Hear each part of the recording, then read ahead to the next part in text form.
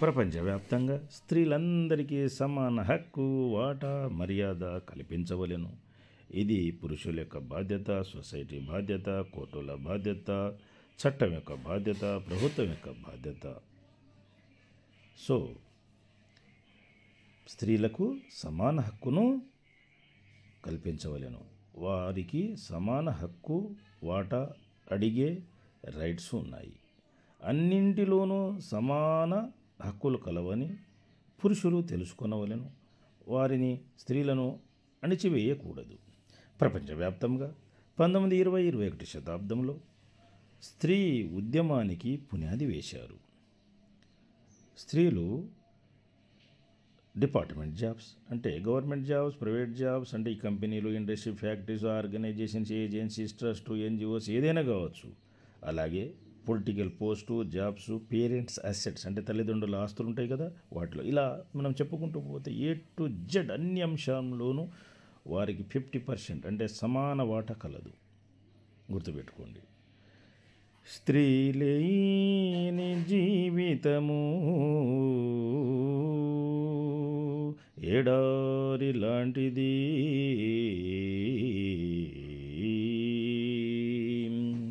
ఆడబిడ్డలేని గృహము పుష్పము లేని తోట వంటిది, బిడ్డలేని బ్రతుకు గృహము పుష్పములు లేని తోటలు వంటివి, భార్యలేని జీవితము పువ్వులేని మొక్కలాంటిది, స్త్రీ లేనిదే ఈ సృష్టి ప్రపంచము లేదు సుమా.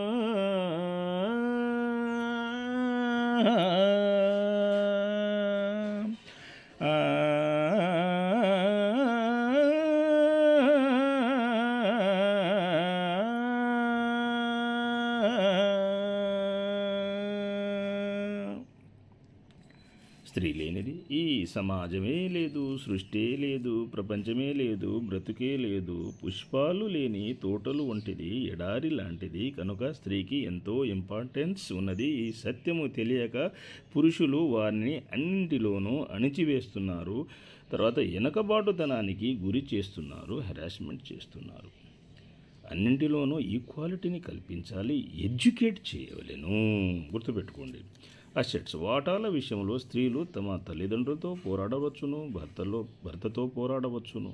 సమాన హక్కు, వాటా కలదు. జాబ్స్లో కావచ్చు, బిజినెస్లో కావచ్చు, వర్క్స్లో కావచ్చు, ఫ్రీడంలో కావచ్చు, ఎంజాయ్మెంట్లో కావచ్చు. ఎంజాయ్మెంట్ అంటే ఇక్కడ లీగల్ వే, మోరల్ వేలో. అలా అన్నింటిలోనూ సమాన హక్కు, వాటా, మర్యాద, గౌరవం స్త్రీలు కలిగి ఉందురు.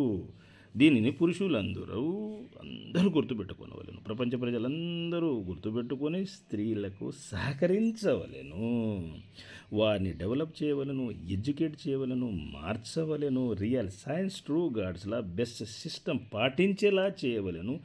నీతి సూత్రాలను బోధించవలెను, ధర్మశాస్త్రాన్ని బోధించవలెను. Feminist theory is to promote legal status of women equal to men. Feminist theory యొక్క ఉద్దేశం ఏంటంటే లీగల్ స్టేటస్ ఆఫ్ స్త్రీలు అంటే విమెన్ పెంచుటకు.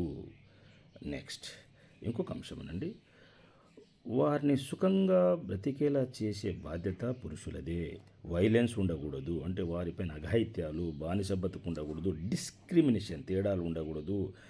తర్వాత వారికి జీతభత్యాలు కూడా సమాన వాటా కల్పించాలి. Wages, fair and equal wages వారికి కూడా ఇవ్వాలి. ఆస్తులు కూడా వారి పేరున చేయించాలి, వారు చేయించుకోవాలి. సెక్యూరిటీ, సేఫ్టీ గుర్తుపెట్టుకోండి. వారిని ఎడ్యుకేట్ చేయవలేను, అందరి బాధ్యత.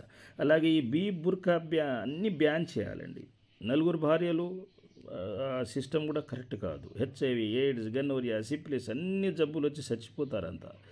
ఒక పురుషుడు ఒకటే భార్య, ఒక భార్య ఒక పురుషుడు అంటే ఒక భర్త, అంతే. That's all.